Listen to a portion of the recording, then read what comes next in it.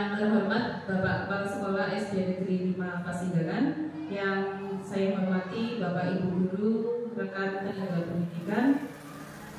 Pada hari ini kita berkumpul di kelas 5. Kita akan melaksanakan penyebaran pemahaman dan penerapan pengalaman budaya positif yang nantinya akan disampaikan oleh Ibu Mesalina Yulianti SPD. Beliau adalah CGP Angkatan 11 dari SD Negeri 5 Pasiggaran. Sebelumnya, marilah kita membuka acara hari ini dengan membaca basmalah bersama-sama. Tak lupa kita panjatkan puji syukur kehadirat Allah Subhanahu wa Ta'ala yang atas berkat rahmat dan rezekinya pada pagi hari ini kita bisa berkumpul untuk melaksanakan kegiatan hari ini, dan juga kita sampaikan sholawat kepada junjungan kita Nabi Muhammad Sallallahu Alaihi Wasallam. Baik, meningkat acara yang pertama, acaranya adalah presentasi oleh Ibu Mesalina. Ya, acara yang pertama, mohon maaf, sambutan dari Bapak Kepala SD Negeri 5 Pasiggaran. Kepada Pak Trio dipersilakan.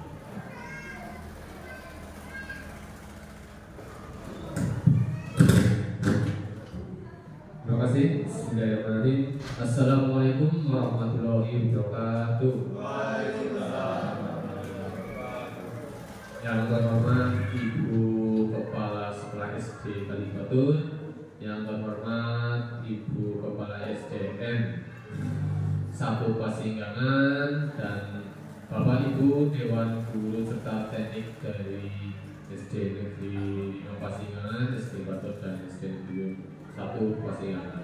Pertama-tama, marilah kita panjatkan puja dan puji syukur kepada Allah yang telah melimpahkan rahmat dan hidayahnya, sehingga pada pagi ini yang cerah ini kita masih diberi nikmat yang sebanyak sekali, nikmat sehat, nikmat sempat, sehingga kita bisa menghadiri acara diseminasi atau menyebarkan pemahaman dan penerapan pengalaman budaya positif oleh Ibu Mesalina. Tidak lupa sholawat dan salam kita aturkan ke junjungan kita Nabi Muhammad Sallallahu Alaihi Wasallam yang kita nantikan sapa nanti di dalam.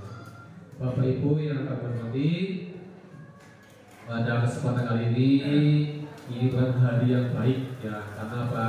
Hari ini kita akan memulai ilmu baru dari penyebaran budaya positif. Apa saja sih itu budaya positif? Ya mungkin bagi Bapak Ibu semua sudah pernah belajar, tetapi yang namanya ilmu itu selalu berubah. Maka kita perlu update atau mengikuti perubahan.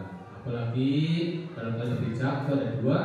Yang pertama, carilah ilmu walau sampai ke negeri Cina. Yang kedua, belajarlah sampai seumur Bapak long life education, belajar seumur hidup. Inilah kata-kata yang paling kita pegang sebagai tenaga pendidik dan pendidikan, bahwa kita untuk tidak bosan-bosannya, tidak berhenti, tidak merasa puas dengan ilmu yang sudah kita punyai.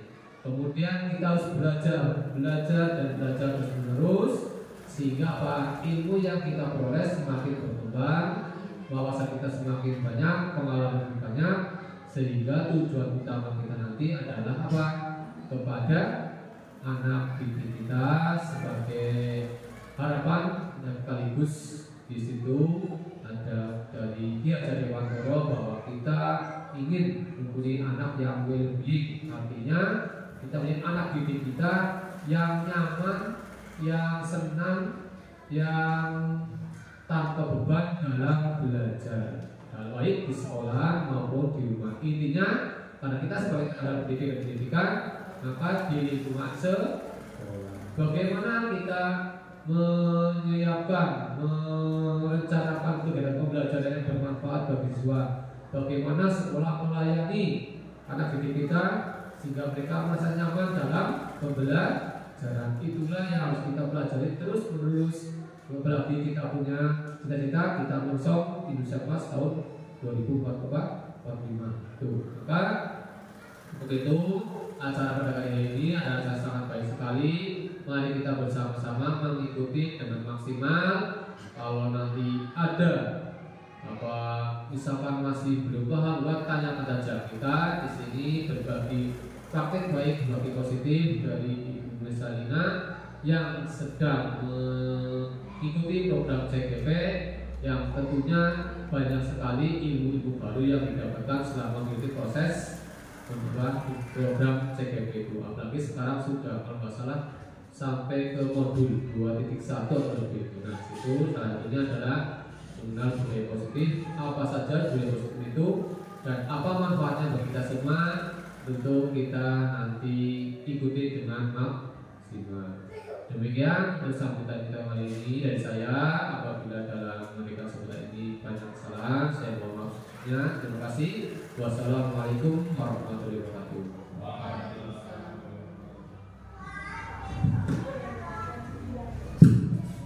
Terima kasih atas sambutan yang diberikan oleh Pak Trio. Kemudian peningkat acara yang kedua adalah diseminasi dari menyebarkan pemahaman dan penerapan pengalaman budaya positif yang nantinya akan disampaikan oleh Ibu Mesalina Yulianti SPD. Kepada Ibu Mesalina Yulianti SPD disilakan.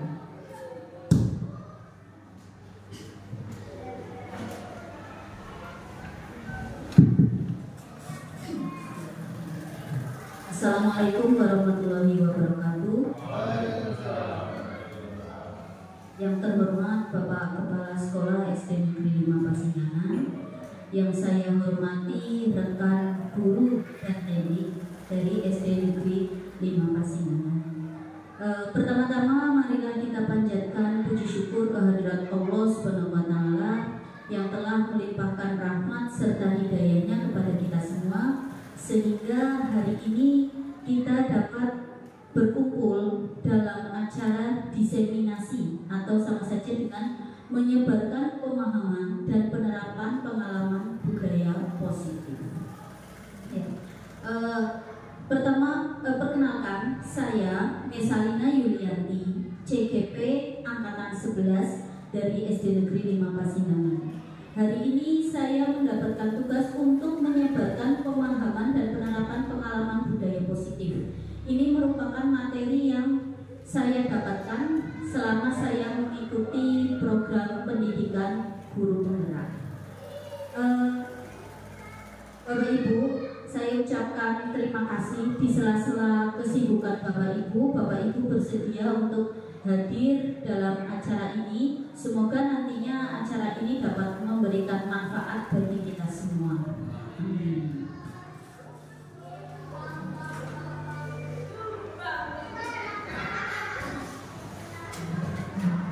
Ya, sebelum kita mulai, mari kita senyum 30 detik. Nah, sekarang saya minta Bapak Ibu tengok ke kanan atau kirinya. Silahkan senyum kepada rekannya di sebelahnya, di kanan atau kirinya. Monggo berikan senyum yang terbaik dari Bapak Ibu untuk teman-teman panjenengan. Oke, sudah? Iya. Senyum itu tidak cemberut ya, Pak Andri. Ya, senyum itu ibadah, betul sekali. Senyum itu ibadah. Nah, mengapa kita senyum dulu 30 detik? Ya, senyum ini kalau kita senyum, aura kita menjadi bagaimana? Kira-kira menjadi cerah, betul, menjadi positif. Ya, senyum itu membawa aura positif bagi kita semua. Maka dari itu, marilah awali kegiatan ini dengan senyum.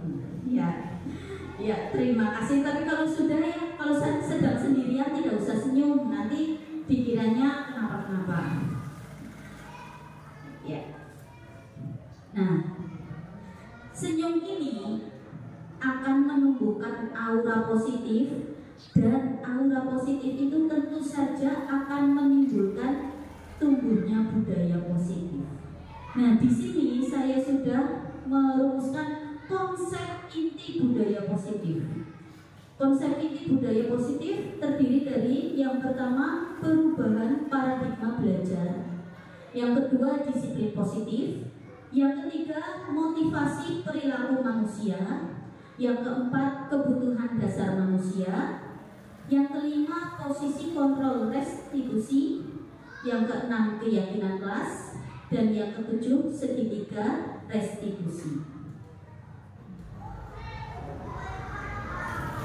Ya, nah, pembelajaran dengan paradigma baru seperti yang kita tahu sekarang kita sudah memasuki era digital ya. Nah, pembelajaran dengan paradigma baru merupakan pembelajaran yang dirancang berdasarkan prinsip pembelajaran berdiferensiasi, sehingga para peserta didik belajar sesuai kebutuhannya berdasarkan tahap perkembangannya sesuai teori psikologi modern untuk mewujudkan profil pelajar Pancasila. Ya, seperti yang kita tahu profil pelajar Pancasila sudah hafal nih Bapak Ibu? Alhamdulillah. Oke, setiap hari anak-anak kita menyanyikan profil pelajar Pancasila. Monggo mungkin Bapak ada yang mau nyanyi? Ya, nanti saja nyanyinya ya. Yang jelas profil pelajar Pancasila terdiri dari beriman dan bertakwa pada Tuhan Yang Maha Esa dan berakhlak mulia, berkebinekaan global, gotong royong mandiri, kreatif, dan bernalar kritis. Lengkap apa tidak saya? Ya, oke. Selanjutnya, ya, di sini ada miskonsepsi tentang teori kontrol. Nah, selama ini kita sebagai guru itu sebenarnya mengalami miskonsepsi. Miskonsepsi itu sendiri sebuah ketidaktepatan ya, kurang tepat. Selama ini kita memiliki ilusi bahwa guru mengontrol murid. Ya, itu yang terjadi. Biasanya kita memang mengontrol murid-murid kita. Kemudian ilusi bahwa semua penguatan positif, efektif, dan bermanfaat. Nah, padahal tidak. Nanti kita akan tahu mengapa penguatan positif itu tidak selalu efektif dan bermanfaat. Kemudian ilusi bahwa orang dewasa berhak memaksa. Ya, kita biasanya merasa sebagai orang dewasa, orang tua kepada anak juga sering memaksa ya. Kamu harus begini, kamu harus begitu. Kemudian ilusi bahwa kritik dan membuat rasa bersalah mampu menguatkan karakter. Selama ini kita kenal kalau kita dikritik itu bisa akan membangun seseorang. Ya, akan membangun, kritik itu akan membangun. Padahal belum tentu. Bisa saja kritik itu malah tambah menjatuhkan orang tersebut. Ya, nah ini kita akan mengubah paradigma stimulus respon ke pendekatan teori kontrol. Yang pertama, stimulus responnya realitas atau kebutuhan kita sama. Namun dalam teori kontrol, realitas atau kebutuhan kita berbeda. Kemudian semua orang melihat yang sama itu dalam stimulus respon. Dalam teori kontrol, setiap orang memiliki gambaran yang berbeda. Kemudian yang ketiga, kita mencoba mengubah orang agar berpandangan sama dengan kita. Nah, dalam teori kontrol, kita berusaha memahami pandangan orang lain tentang dunia. Perilaku buruk dilihat sebagai suatu kesalahan. Dalam teori kontrol, semua perilaku memiliki tujuan. Kemudian orang lain bisa mengontrol saya. Nah, dalam teori kontrol, hanya Anda yang bisa mengontrol diri Anda. Selanjutnya, saya bisa mengontrol orang lain. Dalam teori kontrol, Anda tidak bisa mengontrol orang lain. Kemudian pemaksaan ada pada saat bujukan gagal. Dan dalam teori kontrol, kolaborasi dan konsensus menciptakan pilihan-pilihan baru. Dalam stimulus respon, kita bermain dengan model berpikir menang kalah. Jadi ada yang menang dan ada yang kalah. Namun dalam teori kontrol, kita menggunakan model berpikir menang-menang.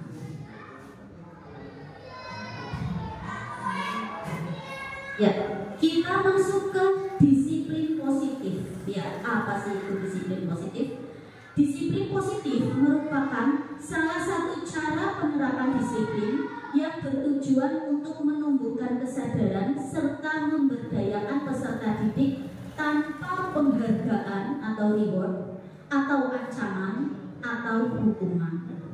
Ya, nah sebagai pendidik tujuan kita adalah menciptakan peserta didik yang memiliki disiplin diri sehingga mereka berperilaku mengacu kepada nilai-nilai kebajikan universal dan memiliki motivasi intrinsik dalam perubahan perilaku ke arah yang lebih baik.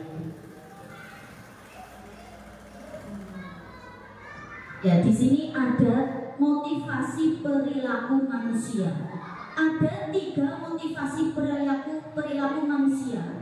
Yang pertama, untuk menghindari ketidaknyamanan atau hukuman. Yang kedua, untuk mendapatkan imbalan atau penghargaan dari orang lain. Yang ketiga, untuk menjadi orang yang mereka inginkan dan menghargai diri sendiri dengan nilai-nilai yang mereka percaya.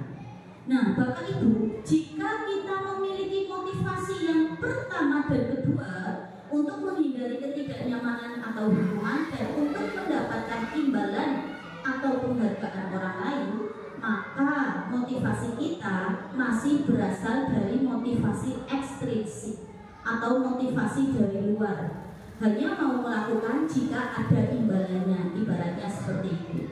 Nah, motivasi yang ketiga adalah motivasi yang terbaik. Motivasi ini berasal dari dalam diri sendiri untuk menjadi orang yang mereka inginkan dan menghargai diri sendiri dengan nilai yang mereka percaya. Nah, nilai ini muncul dari dalam diri sendiri, maka itulah motivasi yang terbaik.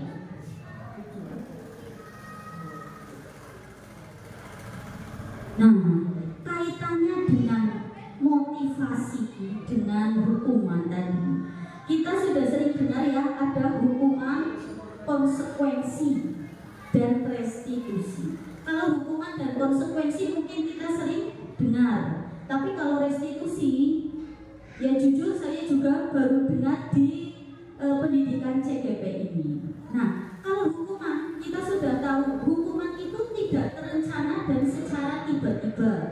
Kemudian murid tidak tahu apa yang akan terjadi atau tidak dilibatkan dalam perencanaannya. Kemudian bersifat satu arah dan berupa hukuman fisik atau psikis. Kalau konsekuensi ini sudah lebih baik dari hukuman, karena konsekuensi itu terencana atau disepakati sesuai peraturan. Kemudian murid tetap dibuat tidak nyaman dan sikap guru selalu memonitor murid. Nah, kedua ini konsekuensi itu lebih baik dari hukuman. Namun masih ada yang lebih baik lagi. Kita menggunakan restitusi. Nah, restitusi itu adalah proses menciptakan kondisi bagi murid untuk memperbaiki kesalahan. Proses kolaboratif yang mengajarkan murid untuk mencari solusi sendiri, itulah restitusi. Ya, selanjutnya di sini ada kebutuhan dasar manusia. Kebutuhan dasar manusia adalah segala sesuatu yang kita lakukan untuk mendapatkan apa yang kita inginkan. Seluruh tindakan yang kita lakukan memiliki tujuan tertentu dan semua usaha yang terbaik yang kita lakukan adalah dalam rangka agar kebutuhan dasar kita terpenuhi dengan baik. Ada 5 kebutuhan dasar manusia. Yang pertama, kebutuhan untuk bertahan hidup. Yang kedua, kasih sayang dan rasa diterima. Yang ketiga, penguasaan. yang keempat kebebasan, dan yang kelima kesenangan. Kebutuhan untuk bertahan hidup, contohnya kita sudah tahu ya, kita membutuhkan makanan, pakaian, tempat tinggal, keamanan, dan kesehatan. Kemudian kebutuhan kasih sayang dan rasa diterima, kita itu membutuhkan rasa diterima, diperdulikan, berbagi, kerjasama, dan menjadi bagian dalam kelompok. Kemudian kebutuhan akan penguasaan, kita terkadang ingin diakui bahwa kita bisa melakukan sesuatu. Maka dalam penguasaan ini ada yang kita butuhkan, yaitu harga diri, keinginan untuk tetap dianggap, memimpin, berprestasi, diakui, dan didengar. Kita juga memiliki kebutuhan kebebasan. Nah, kebebasan ini ada mandiri, memiliki pilihan, mencoba hal baru, mampu mengendalikan arah dirinya. Dan yang terakhir, kita butuh senang, kita butuh kesenangan. Biasanya dalam kesenangan ini ada bermain, humor, antusiasme, dan tertawa. Nah, di sini ada 5 posisi kontrol guru. Ya. Yang pertama adalah penghukum, yang kedua pembuat merasa bersalah, yang ketiga teman, yang keempat pemantau, yang kelima manajer. Nah, contoh penerapan 5 posisi kontrol guru. Biar lebih jelas kita langsung ke sebuah kasus nih. Di sini ada kasus siswa tidak memakai atribut lengkap saat upacara bendera. Nah, suatu saat kita memiliki seorang siswa yang tidak memiliki atribut lengkap saat upacara bendera. Di situ kita misalnya kita menempatkan posisi kita sebagai posisi penghukum, maka kita akan memberikan perintah hormat pada bendera selama 1 jam. Itu kalau penghukum. Kalau posisi kita penghukum, kita memerintahkan anak itu untuk hormat pada bendera selama 1 jam. Jika kita menempatkan posisi kita pada pembuat merasa bersalah, biasanya kita akan bilang, berapa kali ibu terus memberitahu kamu selalu saja mengecewakan ibu. Nah, jadi seolah-olah kita membuat anak itu bersalah karena sudah mengecewakan gurunya. Seperti itu. Kemudian posisi yang ketiga, posisi teman. Nah, di sini guru menempatkan dirinya sebagai teman. Contohnya dengan kata-kata, ayo dong ikuti aturan sekolah, tolong bantu ibu, tolong bantu bapak ya sekali ini. Tapi kita tetap memberikan ketenangan, sudah tidak apa-apa, lain kali jangan sampai diulangi lagi ya. Nah, itu kita memposisikan diri kita sebagai teman. Kemudian jika kita memposisikan diri kita sebagai pemantau, biasanya kita akan mengatakan, kamu sudah melanggar peraturan sekolah, kamu tahu konsekuensinya. Setelah upacara kamu beli atributnya di koperasi, jangan diulangi lagi. Nah, itu posisi pemantau. Yang kelima adalah posisi yang paling tepat atau paling baik, yaitu posisi manajer. Dalam posisi manajer, kita akan mengatakan, apakah kamu tahu kesalahanmu? Kira-kira bagaimana kamu memperbaiki kesalahanmu? Nah, jadi dalam posisi manajer ini, seorang guru meminta anak untuk dapat menemukan solusi dari permasalahan dia sendiri. Itu posisi yang paling tepat.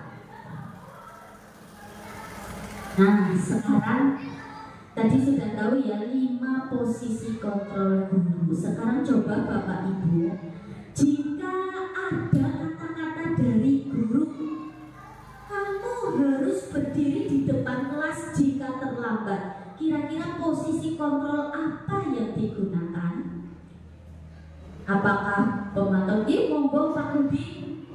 Oh iya, penghukum, betul sekali. Ya, betul sekali. Tepuk tangan untuk Pak Rudi. Ya, hebat. Ya, kamu harus berdiri di depan kelas jika terlambat. Nah, itu merupakan posisi penghukum karena berdiri di depan kelas itu hukuman. Padahal mungkin dia terlambat karena ada suatu hal. Kita harus menanyakan dulu alasannya. Selanjutnya kita coba lagi, ini masih posisi kontrol. Apakah aku? Ayolah lakukan demi Bapak Ibu ya. Kira-kira posisi kontrol sebagai apa ya Bapak Ibu? Iya betul sekali, sebagai teman ya. Ya, tepuk tangan untuk puji. Selanjutnya masih ada ini. Nah ini, saya kecewa sekali denganmu. Kira-kira posisi kontrol apa? Ayo. Iya, merasa bersalah ya. Membuat merasa bersalah, betul sekali, Pak. Ya. Kemudian, kamu tidak pernah benar melakukannya. Kira-kira posisi apa ini ya? Posisi apa? Tidak terlibat, hanya melihat. Kira-kira posisi apa? Ayo, betul sekali.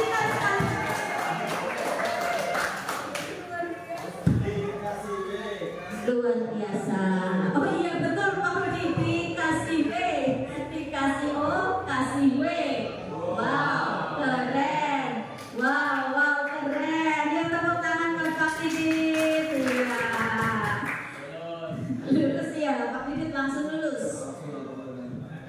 Yang terakhir ini. Nah, apa rencanamu untuk menyelesaikan ini? Ayo, posisi apa? Ini posisi yang paling tepat bagi seorang guru. Kira-kira posisi apa tadi? Ayo, posisi apa? Manajer, betul sekali. Tepuk tangan untuk Bu Yanti. Dikasih apa Pak Rudi ini? Dikasih W. Kasih O, kasih W. Wow, keren. Wow, keren. Iya, tepuk tangan. Oke, terima kasih. Nah, ya, dari tadi kita hanya melihat tulisan. Sekarang kita ice breaking sebentar ya Bapak Ibu. Ice breakingnya, oh ya, biar semangat lah. Coba kita tepuk semangat dulu ya. Tepuk semangat. Semangat.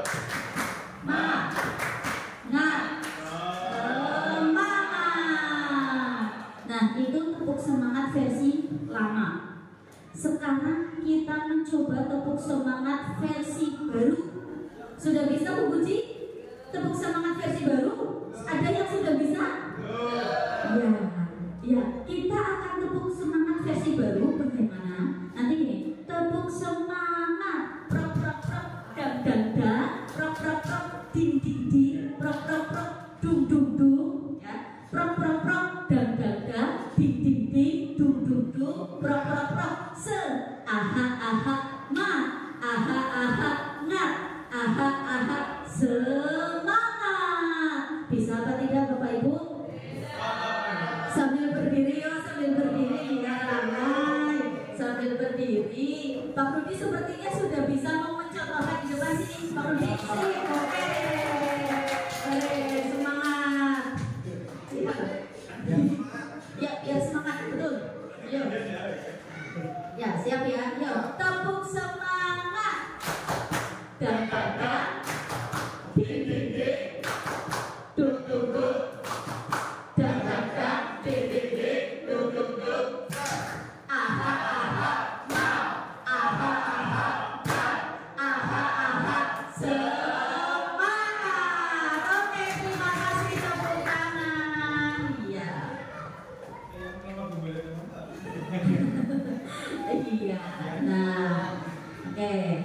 sudah cukup ice breakingnya apa masih kurang? Sudah cukup? Ya nanti lagi ya, kita kalau capek nanti ice breaking lagi. Sudah ada S-nya ya. Nah sekarang kita memasuki ke materi selanjutnya, yaitu keyakinan kelas. Nah, keyakinan kelas apa sih itu keyakinan kelas? Keyakinan kelas adalah seperangkat nilai dan prinsip yang disepakati bersama oleh guru dan siswa untuk memandu perilaku dan interaksi di dalam kelas. Nah, mengapa kita membuatnya kok keyakinan kelas, bukan peraturan kelas? Ya, kita lihat. Keyakinan kelas ini dibentuk itu dengan sifat abstrak, kemudian berupa pernyataan universal, dibuat dalam pernyataan positif, kemudian sedikit saja biar mudah diingat, sesuai dengan kondisi kelas dan sekolah sehingga mudah diterapkan, dan semua warga kelas dilibatkan saat pembuatan keyakinan kelas. Jadi kalau dalam peraturan kelas itu kan memaksa, ya, tidak boleh terlambat, tidak boleh mengejek teman, tidak boleh bla bla bla bla bla bla dan lain-lain. Nah, kalau dalam keyakinan kelas ini kita pada awal pembelajaran, pada awal tahun ajaran biasanya ya, kita menentukan keyakinan kelas, kita bawa anak-anak kita, pertama mungkin untuk membuat peraturannya dulu.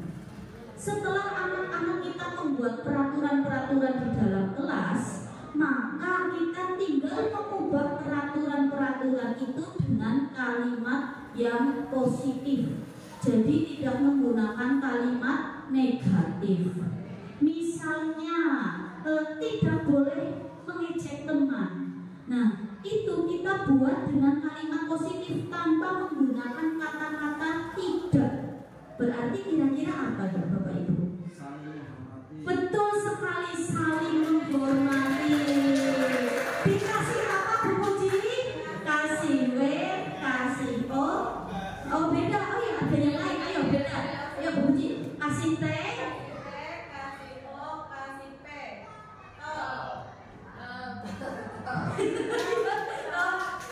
Toh hebat ya, kasih T, kasih O, kasih P. Toh hebat. Hebat ya, oke nggak apa-apa, terima kasih Bu Puji.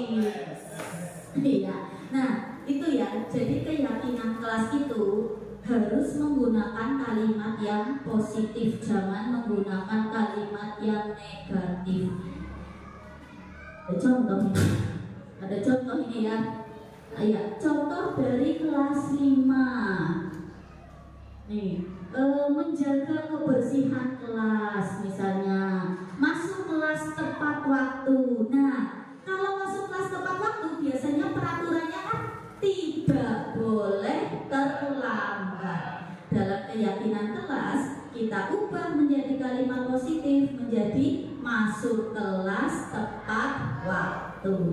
Nah, jadi nanti akan tertanam dalam diri siswa sesuatu hal yang positif. Bukan sekolah itu isinya larangan, bukan. Tapi dia lebih meyakini ke hal yang positif. Ya, kita masuk ke segitiga restitusi. Apa sih segitiga restitusi ini? Ya, segitiga restitusi adalah suatu proses dialog yang dijalankan oleh guru agar dapat menghasilkan murid yang mandiri dan bertanggung jawab. Ada tiga tahapan segitiga restitusi. Yang pertama, menstabilkan identitas. Yang kedua, validasi tindakan yang salah. Kemudian yang ketiga, menanyakan keyakinan. Ya, yang pertama, menstabilkan identitas. Dalam tahap menstabilkan identitas ini berdasarkan pada prinsip membuat kesalahan adalah proses dari pembelajaran, adalah bagian dari proses pembelajaran. Itu menstabilkan identitas. Ya, contoh-contoh kalimat dalam menstabilkan identitas adalah berbuat salah itu wajar. Kemudian tidak ada manusia yang sempurna. Ibu atau bapak guru juga pernah melakukan itu. Ibu atau bapak tidak mau mencari siapa yang salah, tapi ibu atau bapak ingin mencari solusi dari permasalahan ini. Kemudian kamu berhak merasa begitu. Nah, dalam tahap ini kita memberikan ketenangan kepada siswa yang mungkin siswa itu tadinya habis bertengkar, habis tonjok-tonjokan sama temannya. Kita coba bawa ke suatu tempat, suatu ruangan, kita tanya dengan hati-hati, kita stabilkan dulu siswa itu. Jangan langsung menjudge, kamu kenapa berbuat begini, kamu salah. Jangan, tapi kita coba dulu, kita tenangkan dia dengan kata-kata itu tadi, berbuat salah itu wajar. Dulu Bu Guru juga pernah seperti itu. Nah, dengan begitu maka si siswa itu akan tenang, emosinya tidak akan meledak-ledak. Itu dalam tahap menstabilkan identitas. Kemudian yang kedua ada validasi tindakan yang salah. Validasi tindakan yang salah ini berdasarkan pada prinsip setiap perilaku berupaya memenuhi suatu kebutuhan tertentu. Nah, dalam tahap validasi tindakan yang salah ini biasanya kita akan mengatakan kamu pasti punya alasan mengapa melakukan hal itu. Padahal kamu bisa melakukan yang lebih buruk dari ini ya. Kemudian kamu patut bangga karena telah melindungi sesuatu yang penting buatmu. Terus yang terakhir, kamu melakukannya karena mempertahankan sesuatu yang penting bagimu. Nah, dalam validasi tindakan yang salah ini, kita menanyakan alasan si anak itu berbuat kesalahan. Ya, karena seperti yang kita tahu tadi, setiap kesalahan bukan berarti benar-benar salah, tapi biasanya ada suatu tujuan tertentu. Belum tentu anak itu salah, tapi dia ada tujuannya dari dalam dirinya. Sebenarnya saya melindungi ini, sebenarnya saya ingin ini. Nah, maka kita memvalidasi dulu tindakan dia yang salah. Kita tanyakan dengan hati-hati apa alasan dia melakukan kesalahan tersebut. Kemudian yang ketiga ada menanyakan keyakinan. Nah, menanyakan keyakinan ini berdasarkan pada prinsip teori kontrol bahwa pada dasarnya kita termotivasi secara intrinsik. Contoh-contoh kalimat dalam menanyakan keyakinan. Yang pertama, apa keyakinan kelas kita? Kemudian, nilai-nilai apa yang telah disepakati bersama? Seperti apa gambaran sebuah kelas yang ideal menurut kamu? Kemudian, kamu ingin menjadi orang yang seperti apa? Nah, menanyakan keyakinan ini, kita berusaha menggali kepada anak tersebut, mengembalikannya dengan keyakinan-keyakinan yang telah disepakati. Tadi kita sudah menstabilkan identitas dengan cara menenangkan anak tersebut, kemudian memvalidasi tindakannya yang salah, menanyakan alasan mengapa dia berbuat seperti itu, dan yang terakhir kita kembalikan ke anaknya kesepakatan kelas kita apa sih, keyakinan kelas kita apa sih, ya. Nah, apa yang bisa kamu lakukan untuk memperbaiki kesalahan tersebut? Nah, itu jadi nanti motivasinya akan muncul dari dalam diri anak. Si anak itu akan berusaha, oh iya, sudah melanggar kesepakatan, aku sudah berbuat salah, maka aku harus melakukan ini, melakukan itu. Nah, jadi bukan kita yang menyuruh anak itu mungkin untuk minta maaf, untuk memperbaiki sesuatu, tapi kita memancing anak itu agar anak itu bisa mengeluarkan keyakinannya sendiri dan memotivasi dirinya sendiri bahwa aku harus memperbaiki kesalahanku. Bagaimana caranya aku memperbaiki kesalahanku? Nah, itulah yang tahap menanyakan keyakinan. Ya, nah sampai di sini, Bapak Ibu, silakan jika ada pertanyaan yang ingin ditanyakan, saya buka untuk 2 pertanyaan saja. Monggo. Monggo siapa?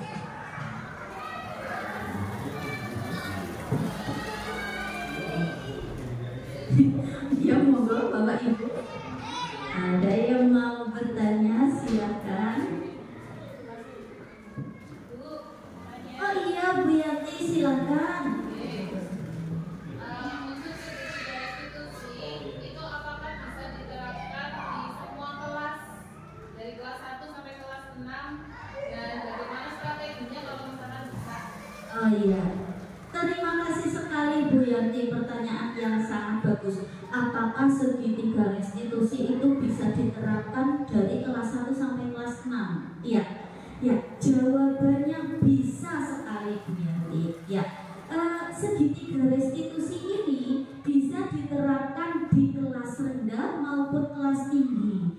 Biasanya kalau di kelas tinggi itu kan permasalahannya lebih kompleks. Nah, kita akan mencoba membawa anak itu dengan lebih tenang. Kita memposisikan diri sebagai manajer, tapi juga menurut saya sebagai teman juga. Karena anak kelas tinggi itu kan sudah mulai memasuki usia remaja. Kelas 5, kelas 6 itu sudah mulai memasuki usia remaja, maka kita juga memposisikan diri seperti apa sih kalau kita jadi anak remaja. Kemudian kalau untuk anak-anak kelas rendah, kelas 1, kelas 2, ya kita pancing dengan hal-hal yang sepele, bukan sepele, tapi lebih sederhana, betul sekali, sederhana. Ya, kita pancing dengan hal-hal yang lebih sederhana untuk menumbuhkan motivasi intrinsik mereka. Itu jadi segitiga restitusi ini bisa dilaksanakan dari kelas 1, kelas 2, kelas 3 dan seterusnya sampai kelas 6. Bahkan nantinya di SMP, di SMA pun pasti guru-gurunya juga akan menerapkan segitiga restitusi. Begitu Bu Yanti. Ya, terima kasih. Monggo mungkin ada lagi yang mau bertanya. Oke, ya, monggo Pak Didi, bagaimana? Oh ya, ini kenapa tadi nggak pakai ini? Iya. Bisa. Monggo Pak Didi. Lupa tadi. Terima kasih untuk waktunya. Saya hanya akan bertanya tentang sertifikat restitusi. Ya. Yang bertanya untuk saya melakukan segitiga restitusi itu, apakah si korban dan pelaku itu dipanggil bersama-sama atau sendiri-sendiri? Gitu ya. Terima kasih. Terima kasih sekali Pak Didi. Iya, pertanyaannya apakah dalam melaksanakan segitiga restitusi itu si korban dan si pelaku dipanggil secara bersama-sama? Nah, sebaiknya dalam melaksanakan segitiga restitusi ini si korban dan si pelaku dipanggil secara terpisah. Karena jika mereka dipanggil bersama-sama, biasanya emosinya belum mereda. Saat dipertemukan pasti saling membela diri. Biasanya seperti itu. Mungkin masih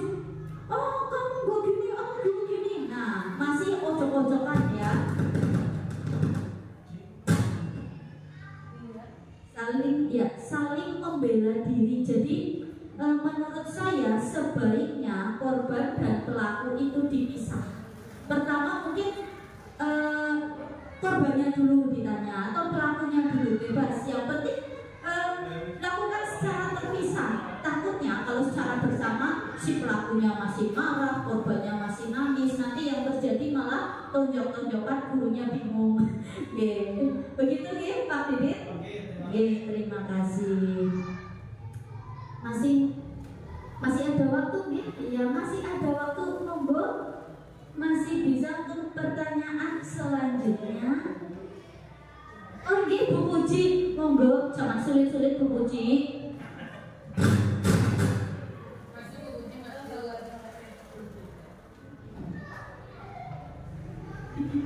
Saya mau bertanya kepada Bu Mesa, jika kita sudah merestitusi didik, nah masalahnya sudah selesai, tetapi orang tua itu belum terima dengan keputusan atau hasil restitusi dari guru kelasnya. Itu solusinya bagaimana Bu? Terima kasih. Iya, terima kasih sekali. Nah,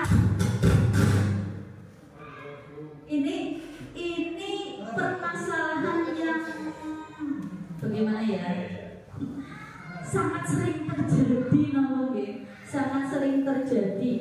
Siswanya sudah direstitusi, permasalahannya sudah selesai, tapi orang tuanya tidak terima. Nah, solusinya bagaimana? Ya kita panggil orang tuanya, kita ajak bicara, kita restitusi orang tuanya. Ya maksudnya begini, kita cobalah pendekatan dengan orang tuanya, kita coba saja restitusi dengan orang tuanya.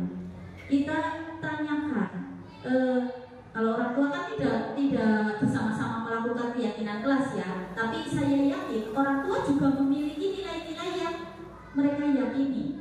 Misalnya anak itu harus bagaimana sih di sekolah? Apakah anak itu harus menghormati temannya? Anak itu harus menghargai temannya? Pasti orang tua paham itu.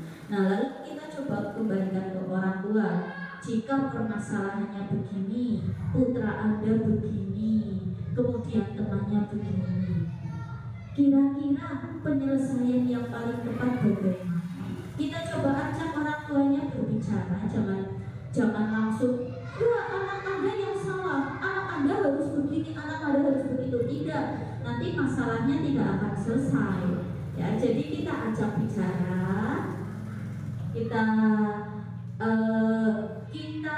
cari solusi bersama, mungkin seperti itu.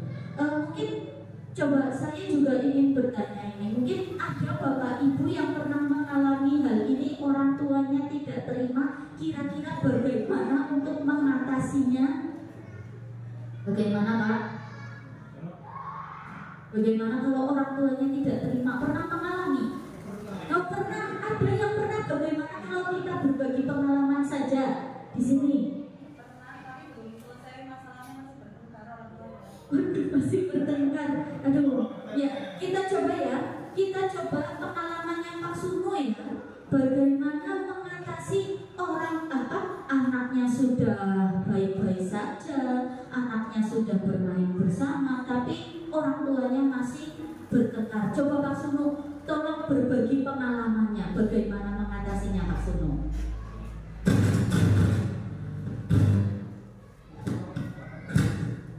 Ya, terima kasih atas waktunya. Menurut pengalaman dari saya sendiri, ketika menghadapi kasus yang demikian, ketika anak berselisih dengan temannya dan sudah diselesaikan oleh sekolah, tetapi masih ada orang tua yang masih belum menerima dari keputusan dari sekolah. Alangkah baiknya kalau orang tua tersebut dipertemukan di sekolahan ya, kemudian dibicarakan baik-baik tentang kebijakan yang ada di sekolah tersebut dan dicari jalan tengahnya, baiknya seperti apa biar sama-sama enak dari kedua belah pihak. Yang jelas jangan sampai ada salah satu pihak yang merasa dirugikan seperti itu. Terima kasih. Ya, terima kasih sekali Pak Sunu. Jadi tadi strateginya Pak Sunu, orang tua dari kedua anak itu dipertemukan, lalu dicari solusi bersama, dan jangan ada salah satu pihak yang dirugikan. Seperti itu Bu Puji, bagaimana permasalahannya? Iya, sama-sama. Semoga permasalahannya cepat selesai, tidak ada yang merasa dirugikan, semua menang. Amin. Iya. Oke, Ibu moderator masih ada waktu? Masih 15 menit lagi. Oke. Ice breaking ya. Kita ice breaking lagi. Saya minta Bapak Ibu berdiri sebentar. Berdiri lagi. Ya. Nah, tempatkan tangan kiri Bapak Ibu di depan. Ya. Lalu tepuk dengan tangan kanan. Ada nyamuk. Karena ada nyamuk ya, ada nyamuk jadi tepuk tangan sendiri. Kemudian nyamuknya itu terbang ke sebelah kanan Bapak Ibu. Maka tepuk tangan kanan teman Bapak Ibu, tepuk tangan kanannya, tangan kanan Pak, tangan kanan. Jadi ke tangannya Bapak Ibu. Nah, gini. Ya, ke kanan. Jadi kita nepuk tangan kanan teman.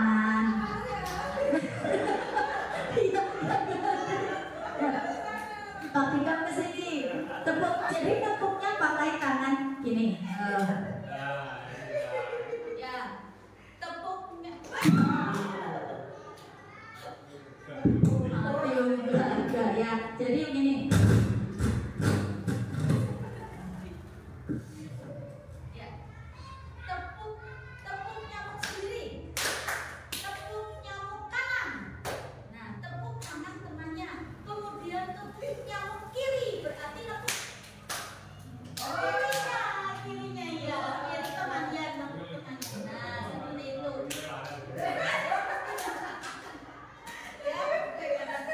Ya seperti itu ya. Jadi kita coba ya. Tepuk nyamuk sendiri, kanan, kiri, sendiri, kanan, kanan, kiri, kiri, sendiri, kanan, sendiri, kanan, kiri, kanan, sendiri, kiri, kanan, sendiri ya. Sudah tepuk tangan ya. Itu sebetulnya untuk melatih konsentrasi. Nah, coba masih semangat Bapak Ibu? Kalau saya menyanyikan, mana semangatmu? Ini semangatku. Nah, sudah bisa ya? Coba ya. Mana semangatmu? Ini semangatku. Mana. Ini ya Pak. Nah, setelah ini kita sambung lagi dengan aha ya. Pak Rudi mau memimpin lagi? Boleh, ayo Pak Rudi, kita beri tepuk tangan Pak Rudi. Kita nyanyi dulu ya. Mana semangatmu? Yuk Pak Rudi. Siapa Bapak Ibu semuanya? Mana semangatku? Ini semangatku. Mana. Ulangi ya. Ya, oke siap Bapak Ibu. Oke siap. Mana semangatmu? Ini semangatku. Mana. Ini.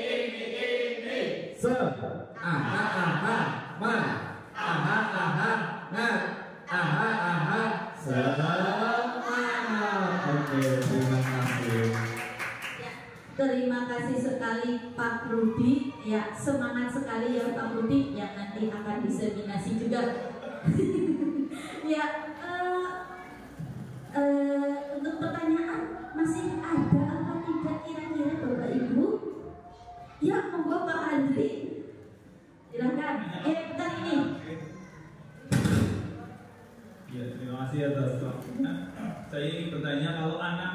di tempat saya itu ada anak kalau sudah direstitusi ya, nah tapi anak itu tetap jahil terus mengulangi apa kejahilannya terhadap temannya itu bagaimana, apa harus direstitusi terus gitu sampai tak berakhir apa harus dieksekusi gitu.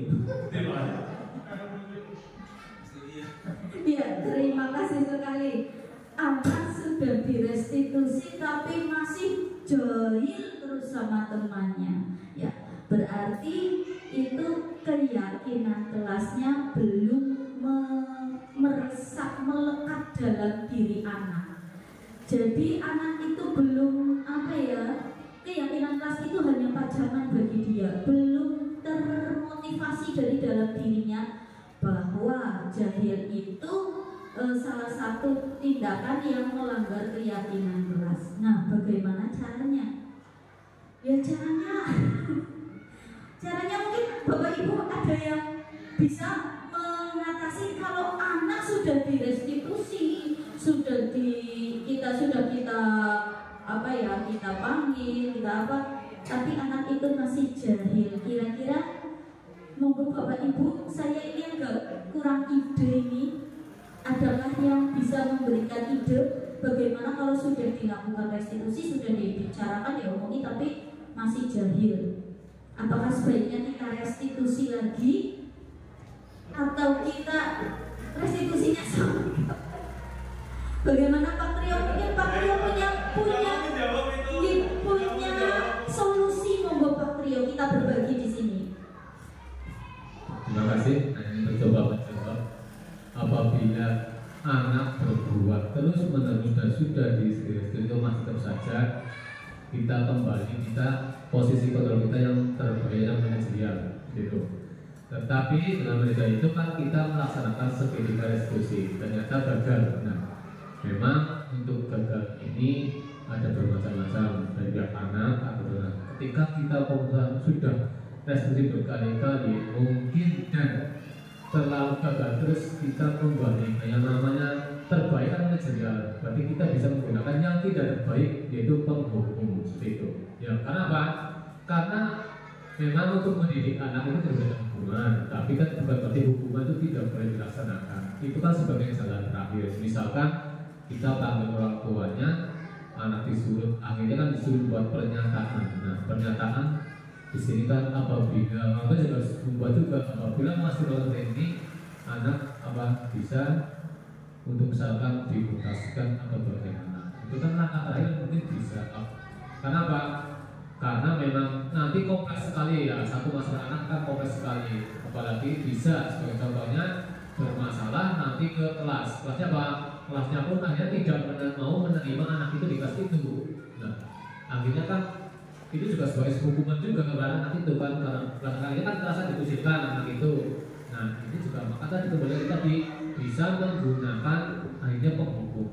Tapi bukan berarti hukuman di sini bukan hukuman fisik atau hukuman verbal, tapi seperti ada ya seperti tadi ada dikucilkan, sedikit dikucilkan, bukan berarti dikucilkan, sedikit dikucilkan terus itu. Jadi nanti mungkin kita kembali ke awal setelah melaksanakan sesuai dengan yang diperlukan seperti manajerial, dan lagi kita bisa menggunakan ke posisi yang lain. Mungkin seperti itu dulu saya. Terima kasih.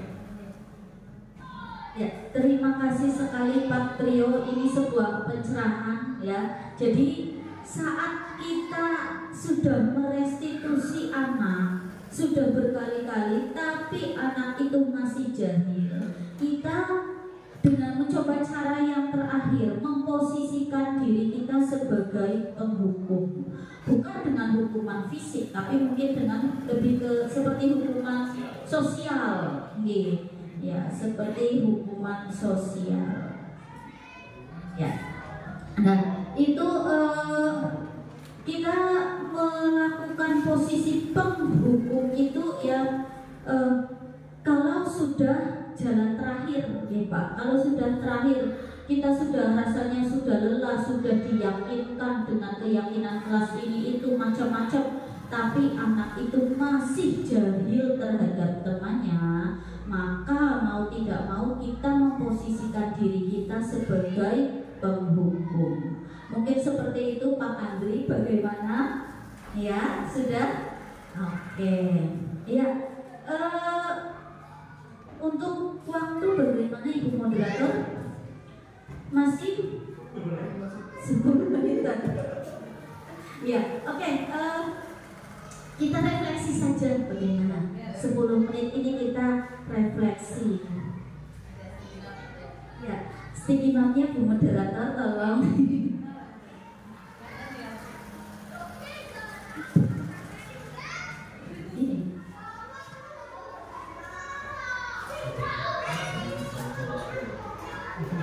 Ya, kita refleksi dulu ya. Saya minta Bapak dan Ibu menuliskan bagaimana perasaan Anda mengikuti diseminasi hari ini, kemudian pelajaran apa yang Anda peroleh. Monggo silahkan dituliskan di sticky note. Saya bagi saja. Oke, Bu Moderator akan dibagikan kepada Bu Moderator.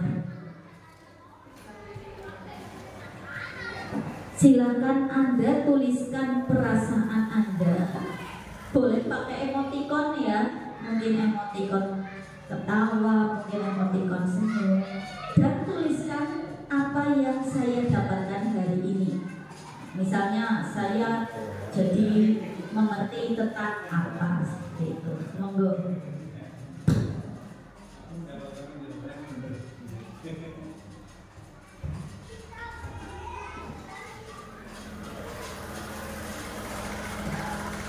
Setelah dituliskan, nanti silahkan ditempel di papan tulis kecil ini.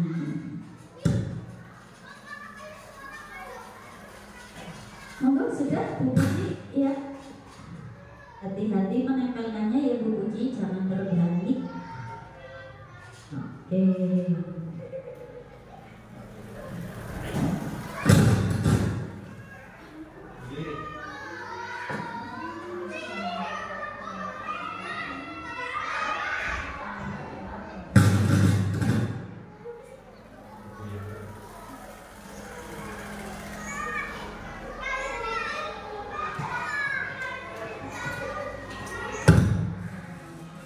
Monggo yang sudah ditempelkan.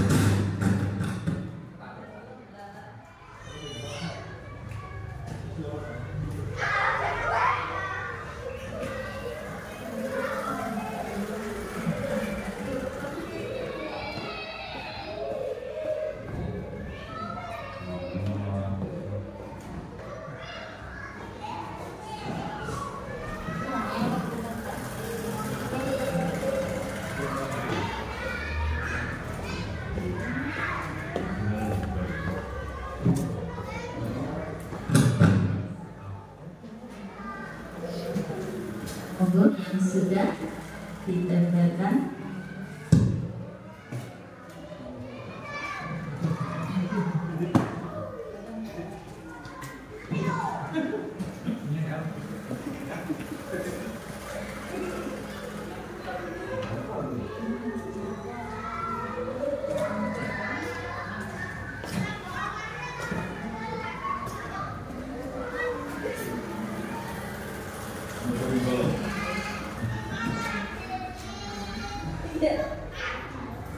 Sudah semua ya Bapak Ibu? Ya. Oh Pak Didit belum? Sudah belum Pak Didit? Sudah?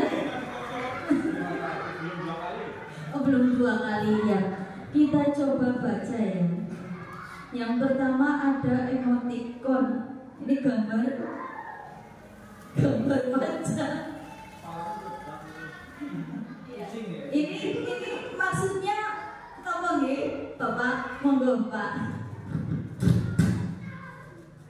Terima kasih.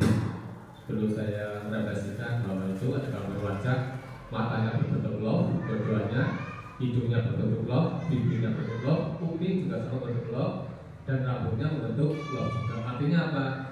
Terima kasih sekali bahwa kita hari ini telah diberi pencerahan penuh dengan cinta, lancar, sehingga kita menyelesaikan video ini. Kemudian ada tambahan ilmu baru. Itu semua penuh cinta. Terima kasih. Terima kasih sekali Pak Trio, gambar yang sangat bermakna ya. Kemudian di sini ada perasaan saya bahagia mendapatkan ilmu baru tentang penerapan segitiga restitusi. Alhamdulillah. Perasaan saya senang mendapatkan ilmu baru, lebih paham tentang posisi kontrol guru dan keyakinan kelas. Kemudian perasaan saya senang mendapatkan ilmu tentang budaya positif di sekolahan. Oke. Nah, ini ada emoticon lezat ya. Rasanya seperti makan mendoan. Cuma untuk acara ini dapat menambah isi otak kita dengan pengetahuan baru yang lezat. Alhamdulillah. Ya, terima kasih Pak Sumu.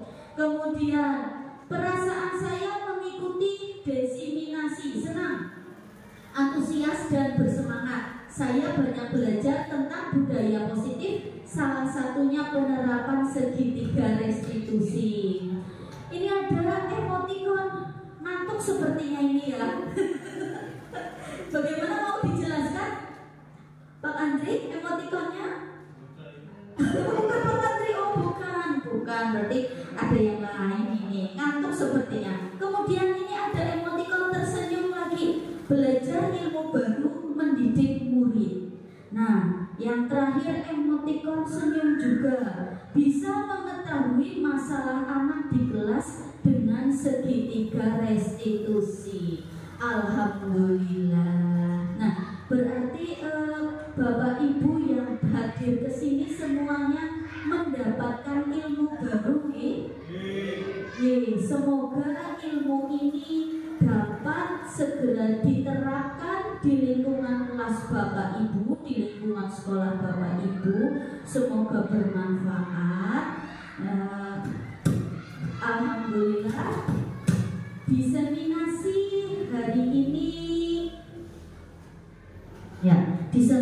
hari ini alhamdulillah berjalan lancar. Saya ucapkan terima kasih sekali kepada Bapak Ibu atas partisipasinya, atas semangatnya, dan sekali lagi saya berharap semoga ilmu yang saya sebarkan ini dapat bermanfaat bagi Bapak Ibu semua. Saya pribadi mohon maaf bila ada kesalahan, dan nanti waktu akan saya kembalikan ke moderator. Billahi taufik wal hidayah. Wassalamualaikum warahmatullahi wabarakatuh. Ya, terima kasih.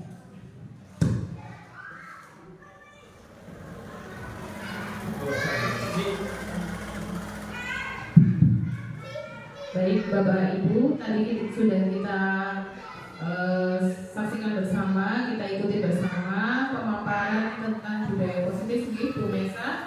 Bagus sekali, nanti kita banyak sekali belajar tentang budaya positif, tentang membuat keyakinan kelas, tentang segitiga restitusi dan lain sebagainya. Terima kasih sekali Bu Mesa, banyak ilmu yang sangat bermanfaat untuk kita semua. Baiklah Bapak Ibu, meningkat acara yang terakhir, kita akan penutupan ya. Kita akan penutupan dan kita akan tutup acara hari ini dengan membaca hamdalah bersama-sama.